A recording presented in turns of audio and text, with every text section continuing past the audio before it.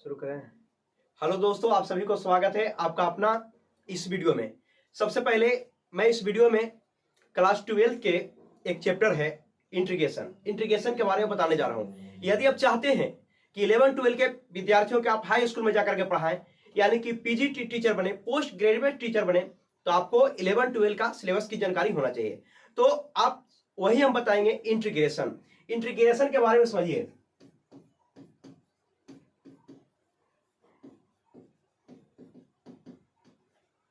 Integration को हिंदी में समाकलन कहा जाता है।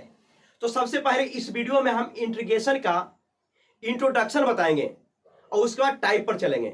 यदि आप इंट्रोडक्शन देखना चाहते हैं तो इंट्रोडक्शन देख लीजिए।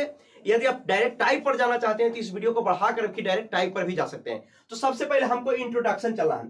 तो सबसे पहले समझना है कि इंटीग्रेशन होता क्या है। तो इंटीग्रेशन क्या होता है इसके बारे में समझेंगे। दूसरी बात, इंटीग्रेशन का यूज कहां करते हैं। जैसे कोई भी चीज होता है तो उसको यूज कहां होता है यह भी जानकारी होनी चाहिए। अब सबसे पहले समझिए, integration is the inverse process of differentiation.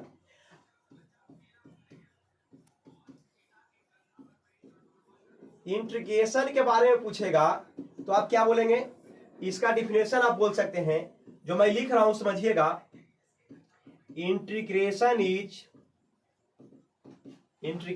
is the inverse process of differentiation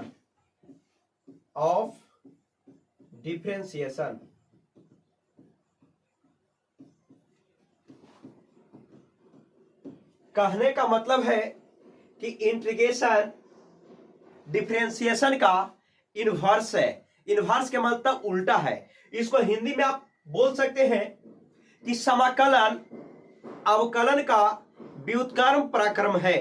समाकलन अवकलन का क्या है, व्युत्क्रम पराक्रम है। तो ये तो परिभाषा हो गया जो इंग्लिश में, और हिंदी में परिभाषा हमने बोल दिए, आप उसको सुन सकते हैं। समाकलन अवकलन का व्युत्क्रम पराक्रम है। अब सबसे पहले समझेंगे कि इसका यूज कहां होता है। सबसे पहले समझिएगा मेरे प्यारे भाइयों बहनों, इसका यूज कहां होता है। यूज ऑफ इंटीग्रेशन, ध्यान से समझिएगा, इंटीग्रेशन का यूज हम लोग कहां करेंगे। तो सबसे पहले कोई भी चीज होता है तो उसको यूज के बारे में जानकारी होना चाहिए। तो आप लोग 11-12 विद्यार्थियों का पढ़ाने वाले टीचर बनते हैं तो कहीं ना कहीं पहले आप इंटीग्रेशन पढ़े होंगे। तो आप इंटीग्रेशन पढ़े होंगे तो आपको बताया गया होगा कि इंटीग्रेशन का यूज सम करने के लिए किया जाता है, छोटे छोटे इकाइयों को जोड़ने के लिए किया जाता है, शॉर्टकट में बोल दिया जाता है। तो बिल्कुल सही बात है। आईएएस के इंटरव्यू में भी कई बार पूछा गया है इंटीग्रेशन का यूज कहां होता है। समझ रहे हैं अंतर क्या है, इंटीग्रेशन और डिफरेंशिएशन में क्या अंतर है। अब सबसे पहले इसका यूज जो होता है आपको हमने बताया सम के रूप में, और एक महत्वपूर्ण यूज होता है जो बहुत ज्यादा यूज होता है किसी भी चीज का एरिया निकालने में। एरिया यानी क्षेत्रफल यूज करते हैं एरिया निकालने के लिए। एरिया निकालने के लिए ध्यान से समझिएगा मेरे प्यारे भाइयों बहनों, क्षेत्रफल निकालने में इंटीग्रेशन का यूज कहां करेंगे, क्षेत्रफल निकालने में। अब क्षेत्रफल कैसा होगा जो समझने वाली बात है। क्षेत्रफल कैसा होगा जो समझने वाली बात है। अब यहां पर देखिए, इसको मैं मिटा देता हूं। अब आगे मैं लिखता हूं, ध्यान से समझिए। इसका यूज करते हैं एरिया निकालने के लिए। एरिया में यानी क्षेत्रफल में, क्षेत्रफल निकालने के लिए इसका यूज करते हैं। एकदम शांति से समझिएगा इस वीडियो को। अब देखिए, एरिया जो होता है कई तरह का होता है। सबसे पहले एरिया आपको हम बताते हैं similar area. Similar area, similar area क्या होता है जो समझना है। इसका नाम सिमिलर है। तो सबसे पहले आप देखिए, इस प्रकार से आप देख रहे हैं, ये बिल्कुल आपको आयत जैसा दिखाई दे रहा है। आपको आयत जैसा दिखाई दे रहा है, यानी कि आयत दिखाई दे रहा है। तो इसका क्षेत्रफल निकालते हैं। लंबाई होता है, ई चौड़ाई होता है, तो इसका क्षेत्रफल आप आसानी से निकालते हो मेरा दोस्त फार्मूला से। आयत का क्षेत्रफल बराबर लंबाई गुना चौड़ाई, सिमिलर एरिया हो गया। अब ये तो आसानी से निकाल देते हैं, लेकिन इस एरिया जो एरिया दिखाई दे रहा है मेरे दोस्त, इस सब एरिया को इंटीग्रेशन के माध्यम से भी इसका क्षेत्रफल निकाला जाता है। इसको फार्मूला से निकाले हैं बचपन में, लेकिन इसका इंटीग्रेशन के माध्यम से भी इसका निकाला जाता है। अब आते हैं दूसरा, नॉन सिमिलर एरिया। दूसरा देखिएगा मेरे प्यारे भाइयों, दूसरा देखिएगा नॉन सिमिलर एरिया। सेकेंड में चलेंगे, non similar area. Non similar area, non similar area कैसा होता है? अब नॉन सिमिलर एरिया समझना है, ध्यान से समझिएगा। यहां पर पूरा डिटेल में हम समझा रहे हैं नॉन सिमिलर एरिया के बारे में। यहां पर समझिएगा, ये जो हम दिखा रहे हैं पूरा डिटेल में बता रहे हैं, नहीं तो खाली फोटो भी हम पार देते। यहां पर एक्स एक्सिस, यहां पर एक्स डैश, और यहां पर बाई, और नीचे बाई डैश है। ध्यान से समझिएगा। यदि कोई ग्राफ दे दिया है मेरे प्यारे भाइयों बहनों आपको इस प्रकार से, और इस ग्राफ में एक लाइन ड्रॉ कर दिया है यहां, और एक लाइन ड्रॉ कर दिया है यहां। अभी लाइन ड्रॉ किया है, इसका एरिया निकालना है। ध्यान से समझिएगा, इस लाइन ड्रॉ किया है, इसका एरिया निकालना है दोस्त। ये सब एरिया निकालना है, ये सब एरिया निकालना है जी आपको। अब इस एरिया को निकालना, कौन फार्मूला लगाइएगा? कोई फार्मूला है हम लोग के पास? नहीं है। फार्मूला आप नहीं जानते हैं कि जो रेड कलर का दिखाई दे रहा है इसका क्षेत्रफल निकालिएगा, नहीं निकाल सकते हैं। इसको तो आसानी से निकाल देते थे, इसको नहीं निकाल सकते हैं। काहे? नॉन सिमिलर एरिया है और इसको नहीं निकाला जा सकता है किसी फार्मूला से। पूरे ब्रह्मांड में कोई फार्मूला नहीं है कि इसको आप डायरेक्ट निकाल सकते हैं, तो इसको इंटीग्रेशन के माध्यम से इसका क्षेत्रफल निकाला जाता है। आपको जरूर समझ में आ रहा होगा। अब तीसरा पॉइंट पर बढ़ते हैं, ये दोनों के मिटा देते हैं, ठीक है। अब आगे बढ़ते हैं, अब तीसरा पॉइंट पर आते हैं मेरे प्यारे भाइयों बहनों, समझिए। थर्ड नंबर पॉइंट पर आते हैं। एक होता है finite area. Finite area,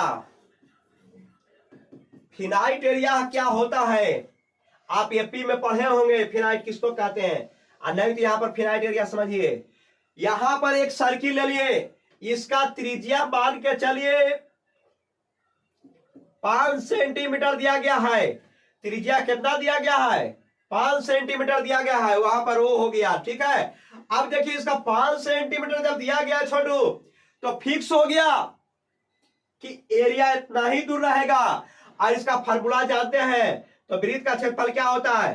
pi are square होता है। इसको पर जब भी निकालिएगा तो पाई के जगह पाई लिखिएगा, और आर के जगह 5 और स्क्वायर कर दीजिएगा, तो कितना हो जाएगा? 25 पाई। और सेंटीमीटर स्क्वायर है उसको आप लिख सकते हैं, है ना। अब देखिए सबसे पहले समझिएगा, यहां पर आपको इस तरीके से आप निकाल सकते हैं। अब क्षेत्रफल हो गया, तो यहां पर तो आपको फिक्स हो गया, फिनाइट एरिया निकाल सकते हैं। अब तीसरा पॉइंट जो आएगा, चौथा पॉइंट जो आएगा, आपको आएगा इनफिनाइट एरिया। इनफिनाइट एरिया, चौथा पॉइंट देखिए, इनफिनाइट एरिया। इनफिनाइट एरिया क्या होता है जो समझिएगा। यहां पर ऐसा रहेगा, अब बोलेगा क्षेत्रफल निकालो, आप आसानी से क्षेत्रफल निकालिएगा? नहीं निकलेगा, क्योंकि कोई बच्चा के मन रहेगा सर इस एरिया को हम ऐसे घेर सकते हैं, इसका क्षेत्रफल कुछ और होगा। कोई बोलेगा सर इस एरिया को हम यहां से बंद करेंगे, जो खुला हुआ था उसको बंद कीजिए तब क्षेत्रफल निकलेगा। कोई कहेगा सर हम इसको अंदर में बंद करेंगे, कोई कहेगा नहीं सर रुकिए हम यहां से घुमा के ऐसे बंद करेंगे। कोई ज्यादा पागल रहेगा, वो कहेगा नहीं सर हम पूरा लहरिया मारेंगे सर, ऐसे बंद करेंगे। अब देखिए ठीक पते नहीं चल रहा है कैसे होगा ये। अब देखिए क्षेत्रफल निकलेगा एक तरीका से? नहीं निकलेगा। तो इस तरह के फिगर को आप इनफिनाइट एरिया कहते हैं। और इंटीग्रेशन इस सब चीज को पढ़ना है। चलिए, तो ये सब मेरा इंट्रोडक्शन था। अब इंट्रोडक्शन के बाद हम लोग आते हैं मुख्य पॉइंट पर आते हैं। मेरे प्यारे भाइयों बहनों, अब मुख्य पॉइंट क्या होता है जो ध्यान से समझिएगा। इतना देर के वीडियो में हम इंट्रोडक्शन बता दिए। अब इंट्रोडक्शन से हट करके अब हम आ रहे हैं डायरेक्ट जो आपका जो एग्जाम में सवाल पूछेगा उसी के हिसाब पर आने हैं। लेकिन थोड़ा सा और इंट्रोडक्शन का पार्ट जो बचा हुआ है वो डायरेक्ट इंटीग्रेशन का ही है, उसको भी थोड़ा समझिएगा। थोड़ा सा और इंट्रोडक्शन का पार्ट बचा हुआ है।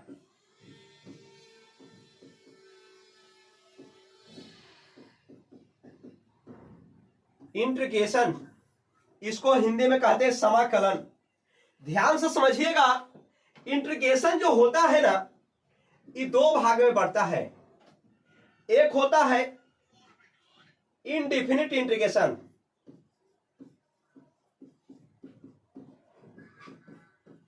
इंडिफिनिट इंटीग्रेशन, और दूसरा होता है मेरे प्यारे भाइयों बहनों डिफिनिट इंटीग्रेशन। दूसरा होता है डिफिनिट इंटीग्रेशन, दूसरा होता है डिफिनिट इंटीग्रेशन। एक मिनट ध्यान समझिएगा।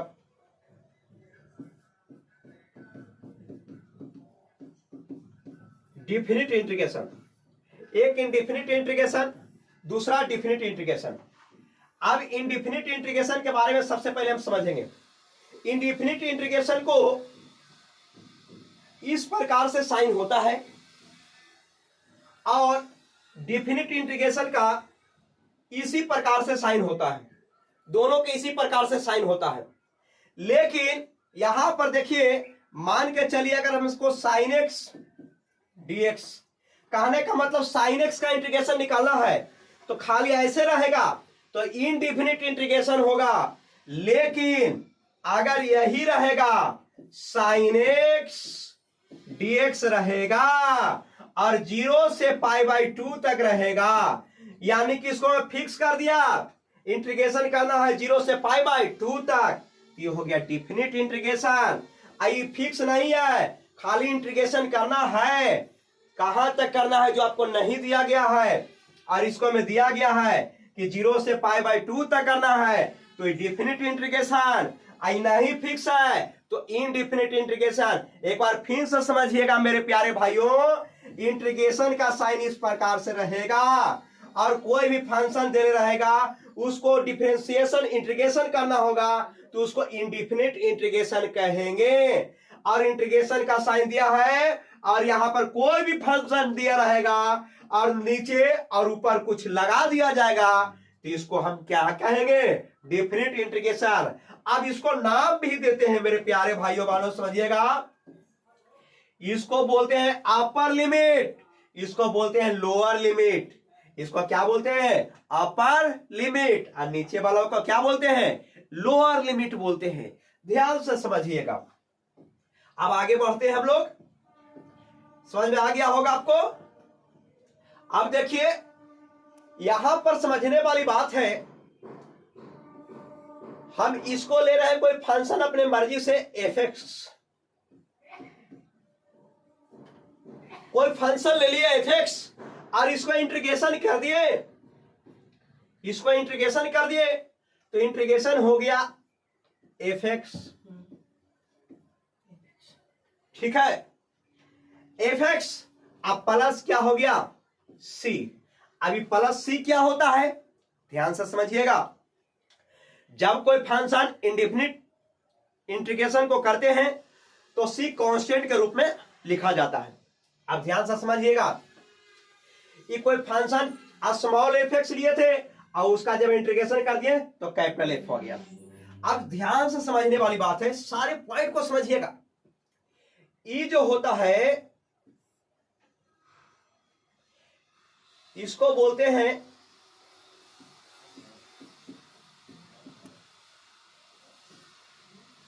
इंटीग्रांड बोलते हैं। इसको इंटीग्रांड बोलते हैं। आई वाला जो आया इसको बोलते हैं इंटीग्रल बोलते हैं। इसको क्या बोलते हैं? इंटीग्रल। ये जो फंक्शन देले था उसको इंटीग्रांड बोलते हैं, जो आ गया है उसको इंटीग्रल बोलते हैं। अब जो सांप जैसा गोहमनवा दिखाई दे रहा है ना, गोहमनवा, इसको बोलते हैं साइन, साइन ऑफ इंटीग्रेशन। ध्यान से समझिएगा, जो साइन जो दिखाई दे रहा है ऐसे गोहमनवा जैसा, इसको बोलते हैं साइन ऑफ इंटीग्रेशन।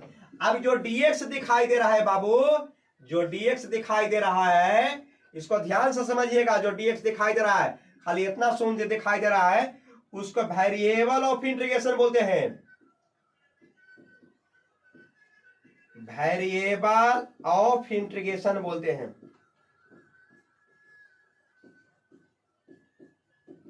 इसको वेरिएबल ऑफ इंटीग्रेशन बोलते हैं। अब ये पूरा सिस्टम जो आ गया, ये पूरा सिस्टम जो है, ये पूरा सिस्टम जो है, इस सबको हम क्या बोलेंगे? एक्स के सापेक्ष इंटीग्रेशन बोलते हैं। इसको यहां पर लिख देते हैं, एक्स के सापेक्ष इंटीग्रेशन बोलते हैं। एक्स के सापेक्ष इंटीग्रेशन।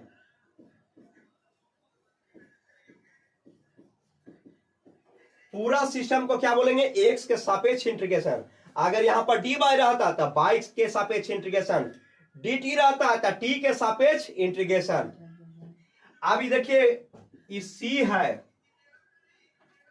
इस सी है तो कांस्टेंट ऑफ इंटीग्रेशन इसको बोलते हैं, कांस्टेंट ऑफ इंटीग्रेशन। इसका नाम सी को क्या देते हैं? कांस्टेंट ऑफ इंटीग्रेशन बोलते हैं। अब इसका पूरा का नाम क्या देंगे? पूरा का नाम इसको देंगे value of integration, value of integration.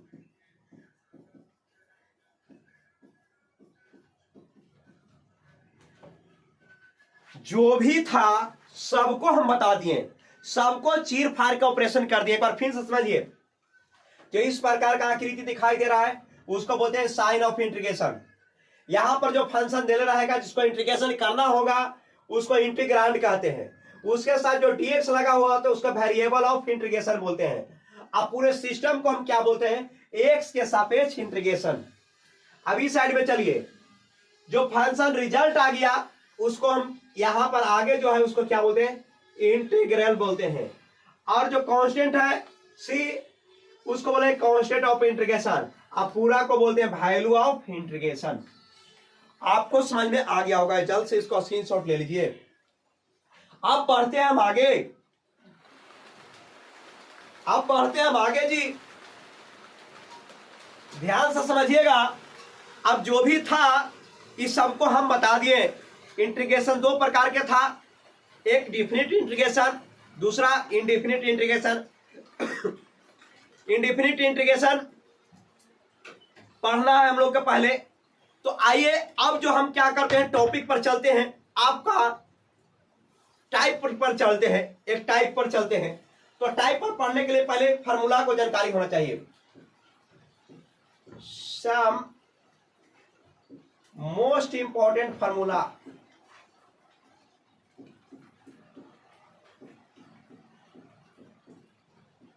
Some most important formula.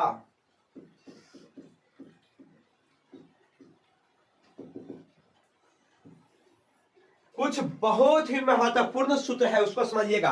एकाएक ही हम चलेंगे, एक ही बार तो पूरा टाइप बताएंगे नहीं, और एक ही बार पूरा टाइप सीखिएगा। अगर कहीं भोज में जाते हैं और 10 गो रसगुल्ला रहता है तो 10 खा जाते हैं। 10 को देख सकते हैं लेकिन एक बार में 10 को खा नहीं सकते हैं। तो उसी प्रकार से यहाँ पूरा फार्मूला है। तब सब फार्मूला 25 को मान लीजिए या 30 को हो जाए, जो भी हो जाए, तो सबको हम लिख सकते हैं लेकिन सबको एक बार सिखा नहीं सकते हैं। तो सबसे पहले एक फार्मूला को लिखेंगे और सिखा के छोड़ेंगे। तो आइए मेरे साथ जुड़िए। सबसे पहले एक बात और समझिए, इंटीग्रेशन जो है ना उसको जनरली कैपिटल आई द्वारा सूचित करते हैं। आप लिखना चाहते हैं तो लिख सकते हैं, इंटीग्रेशन को जनरली कैपिटल आई द्वारा सूचित करते हैं। ठीक है, अब समझने वाली बात है, एक फार्मूला जो हर समझाना है हमको। फार्मूला क्या है? x के पावर n है, x के पावर n dx, x के पावर n dx है। ये फार्मूला इसका क्या होगा? इंटीग्रेशन इसका होता है x के पावर n प्लस 1 अब बटा में n प्लस 1 अब प्लस में c। एक बार फिर से समझिए, फार्मूला है x के पावर n का इंटीग्रेशन क्या होगा?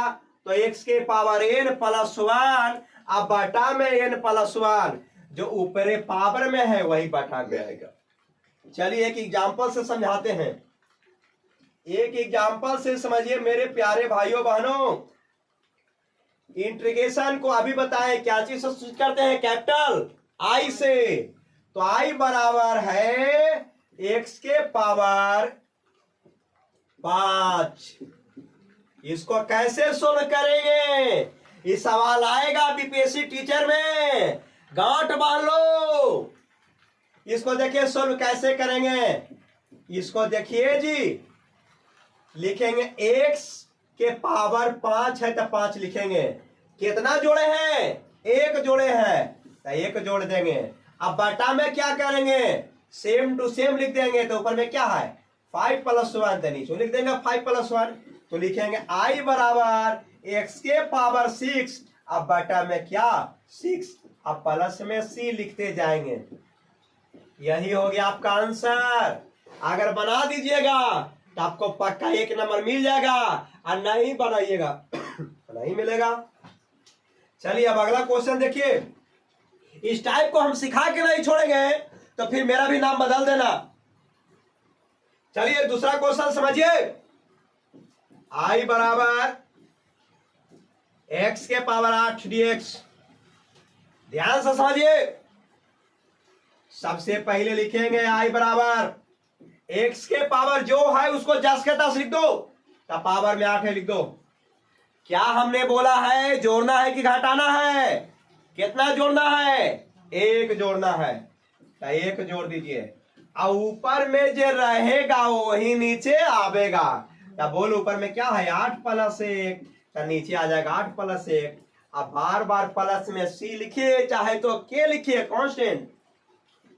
तो i बराबर x के पावर 9 अब बटा में 9। यही आपका हो गया आंसर।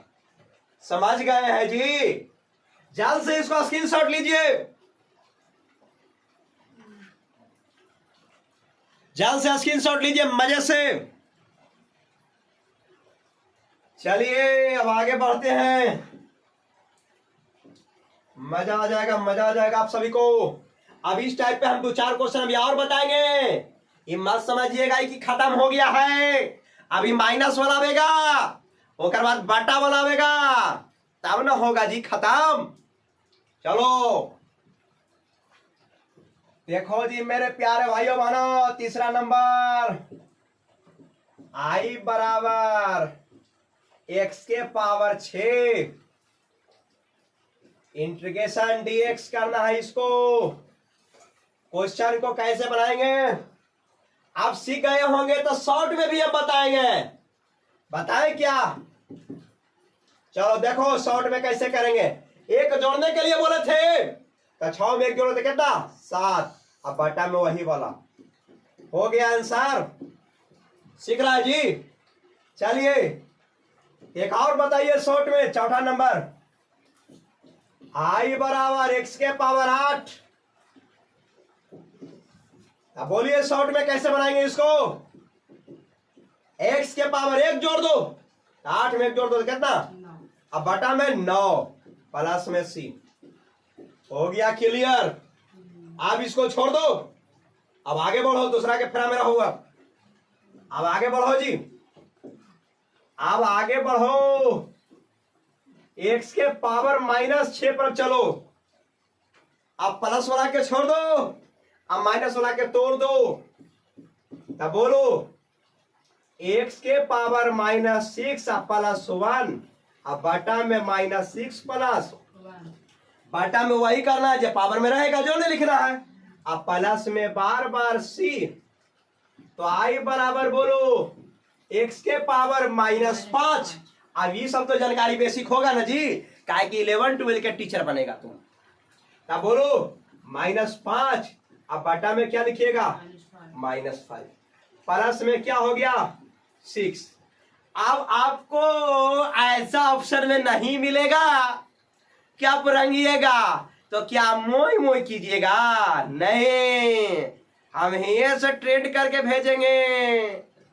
क्या कीजिएगा ऑप्शन में रहेगा, इसको देखिए ऊपर में कुछ नहीं था, 1 लिख सकते हैं, तो 1/5 लिखिए, -5 को ऊपर भेज दीजिए, तो -1/5। और ऊपर में जब पावर माइनस में है तो नीचे में आएगा तो पावर क्या चीज आएगा प्लस में, तो x के पावर क्या हो जाएगा, तो ऐसा आपको आंसर रहेगा, प्लस में c रहेगा, ऐसे ऑप्शन रहेगा, तब आपको रंगना है, हड़बड़ाना नहीं है। एक बार फिर से अगला क्वेश्चन को हम लेके चलते हैं। एक क्वेश्चन और सीखो, दमसना नहीं है। i बराबर x के पावर -2 dx। ध्यान से समझिएगा, सबसे पहले हम लिखेंगे इस साइन, तो आ गया मिस्टेक से, साइन को हटाना है। चलिए तो लिखेंगे x के पावर -2, एक जोड़ होता +1, अब बटा में जस के तस लिखिए, तब -2 प्लस ओवर न, प्लस में क्या लिखिएगा c। अब बोलिए i बराबर क्या लिखेंगे, x के पावर -1, अब बटा में भी क्या हो जाएगा -1, प्लस में क्या लिखोगे c। तो i बराबर -1 लिख देंगे, ठीक है, और बटा में ऊपर में पावर जब प्लस में है, माइनस में है तो नीचे क्या में आ जाएगा प्लस में आ जाएगा, तो क्या हो जाएगा -1 बटे x के पावर 1 लिखने की आवश्यकता नहीं है, 1 यहां लिखने की आवश्यकता नहीं है। चलिए इसको स्क्रीनशॉट लीजिए जल्दी से। और एक क्वेश्चन बताते हैं इसी टाइप पर, i बराबर x के पावर -18 रहेगा, लास्ट है बुआ i वाला, सीख जाइए। तो i बराबर क्या लीजिएगा, x के पावर -18 प्लस कितना जोड़िएगा 1, फिर -18 प्लस कितना जोड़िएगा 1, प्लस क्या होगा c। तो i बराबर x के पावर -17, अब बटा में क्या लिखिएगा -17 प्लस 1, प्लस में c। i बराबर बोलिए, तो x के पावर -17, अब बटा में यहां पर जो आ रहा है आपको ये एक्स्ट्रा 1 लिखा गया, इसको लिखने की आवश्यकता नहीं। अब देखिए इसको जब सरिया के लिखना चाहते हैं आप, तो आसानी से कैसे लिखा जाएगा, -1/17 लिखेंगे, इसको क्या लिखेंगे -1/17, और ऊपर में जब पावर माइनस में है तो नीचे में पावर आ जाएगा तो प्लस में। ये आपका हो गया आंसर सही। चलिए अब बटा वाला सीखते हैं, इसको जल्दी से स्क्रीनशॉट लीजिए।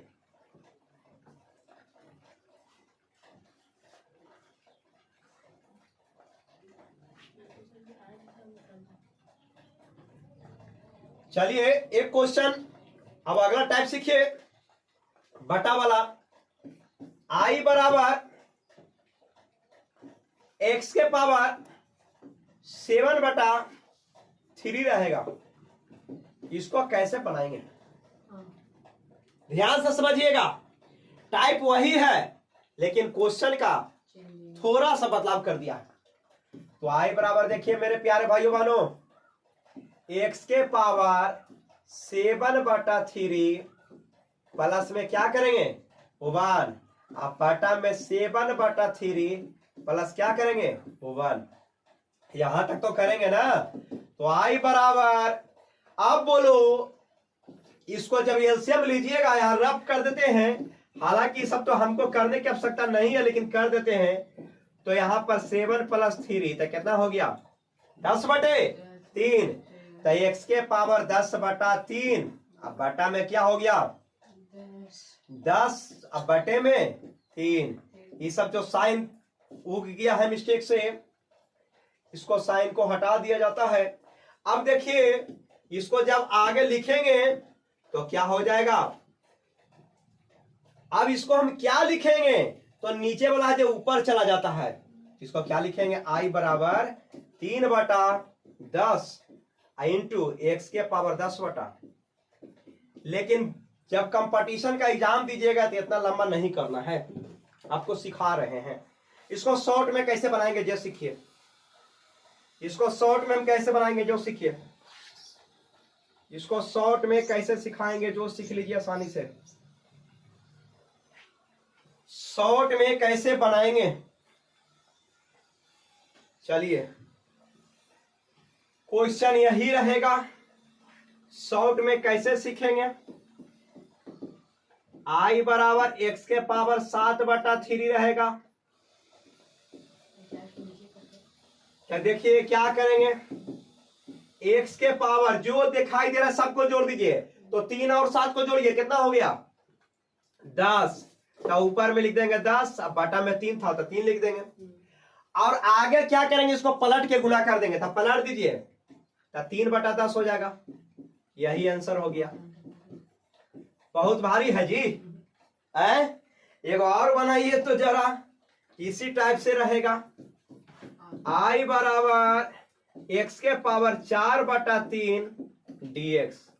शॉर्ट में बनाइए, तो शॉर्ट में कैसे बनाइएगा जी, x के पावर इसको जोड़िए 3 4 तो 7, बटा में क्या लिखिएगा 3, इसको पलट दीजिए तो 3/7 प्लस में सी गए। जल्दी से इसको स्क्रीनशॉट लीजिए।